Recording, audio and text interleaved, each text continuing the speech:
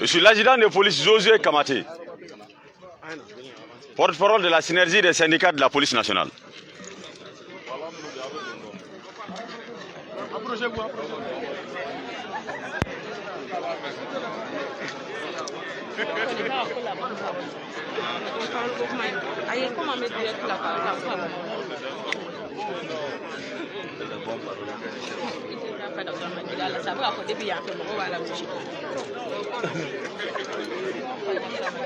Oh bon Dieu.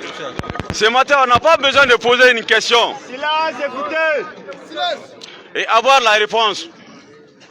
Ça se lit sur vos visages. Nous savons tous que ça ne va pas. Les gens sont frustrés. Ce matin, nous sommes devant vous pour vous faire le compte rendu et vous donner la situation réelle et exacte de l'évolution de nos différents points. Ce matin, nous allons vous parler de 3 points. Le premier point, depuis novembre 2020, à la suite d'une conciliation entre les syndicats que nous sommes et l'administration de la police, sous le commandement du ministère de la Sécurité intérieure et de la protection civile, avons signé un PV de conciliation. Dans ce PV de conciliation, il était convenu d'aller vers la relecture de nos textes. En son temps, c'était une demande des syndicats. Après motivation, l'administration a reconnu la pertinence d'aller réellement vers la relecture de ces textes. En réalité, nos textes sont caducs. Nos textes sont dépassés. Sans la relecture de ces textes, nous, fonctionnaires de police, nous ne pouvons pas offrir un service de qualité à la population malienne. En janvier, nous sommes allés vers cette relecture. Il y a eu la mise en place d'une sous-commission chargée de la relecture de nos textes. Chose qui a été faite. Un rapport a été déposé. Un projet de texte a été élaboré dans ce sens. Envoyé au niveau du département. Mais je vous avoue, de janvier à nos jours, partenaires sociaux que nous sommes, syndicalistes que nous sommes, nous ne pouvons pas vous donner l'état réel d'avancer dans le processus d'adoption de ces projets de texte. Souvent, on nous envoie vers la DRH, le projet se trouve au niveau de la DRH.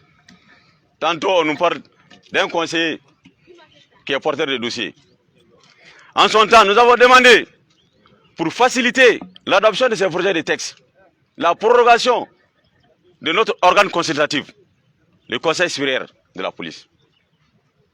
Depuis janvier, le département, à travers le ministre, est engagé à proroger pour un délai de 3 mois le mandat de notre organe consultatif. De janvier à nos jours, il n'y a pas eu date entrant dans ce sens. Cela démontre la mauvaise volonté de notre département dans le processus d'adoption de nos textes. Nous sommes frustrés par rapport à ce point. Notre deuxième point, depuis un certain temps, des fonctionnaires de police sont allés devant la section administrative de la Cour suprême. Silence là-bas, silence. Ils ont gagné leur procès face à l'État. La Cour suprême a ordonné leur rappel en tant que fonctionnaire. Depuis novembre 2020, le département de la sécurité refuse d'exécuter cette décision de justice.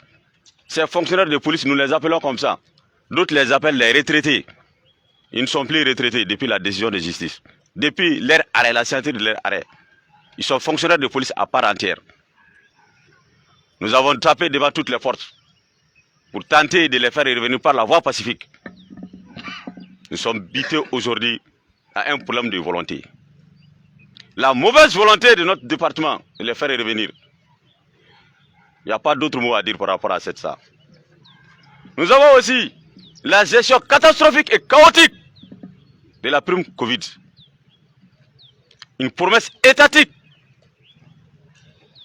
Une promesse d'un président de la République.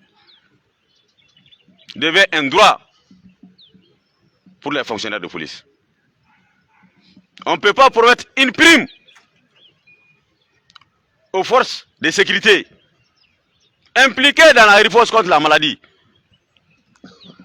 et ne pas vraiment tenir cette promesse. Aujourd'hui, le constat est amer. Des fonctionnaires de police ayant servi et qui servent dans la même unité, d'autres ont bénéficié de la prime, d'autres non. Et dans les décrets portant octroi, la prime allouée était de 207 500 francs. Même ceux qui ont encore eu cette prime n'ont pas eu la totalité de cette somme. Prenons l'exemple, juste sur quelques unités, la section musique. Elle est mise à la disposition du groupement mobile de sécurité par une décision de la direction générale de la police. À ce titre, cette section a été utilisée dans la riposte contre la maladie. La transmission, la PTS, pour ne citer que ces unités. Voilà des policiers qui ont été exclus, d'autre part d'omission. Pour moi, c'est une exclusion. Chose que nous, partenaires, nous disons illégale et anormale.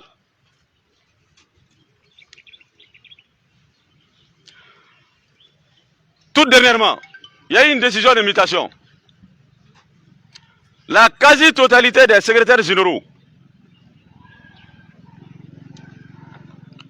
de l'ensemble des bureaux des tenances syndicales ont été touchés par la mutation. Cette mutation n'a autre but que de nuire au bon fonctionnement de l'exercice du droit syndical à la police. Syndicats que nous sommes, nous disons non à cela. Raison pour laquelle nous sommes venus ce matin vous dire que nous donnons un délai de 48 heures à notre département et à l'administration, la DGPN, de revoir sa position par rapport à la gestion de ces 3 points. Si dans 48 heures, le département, la DGPN, ne manifeste pas sa bonne volonté, nous allons déposer un préavis au niveau du ministère de la fonction publique. Nous allons aussi déposer un préavis de sitting devant notre département. Nous leur donnons un délai de 48 heures. Trop de paroles tire la parole. Je vais donner la parole à ma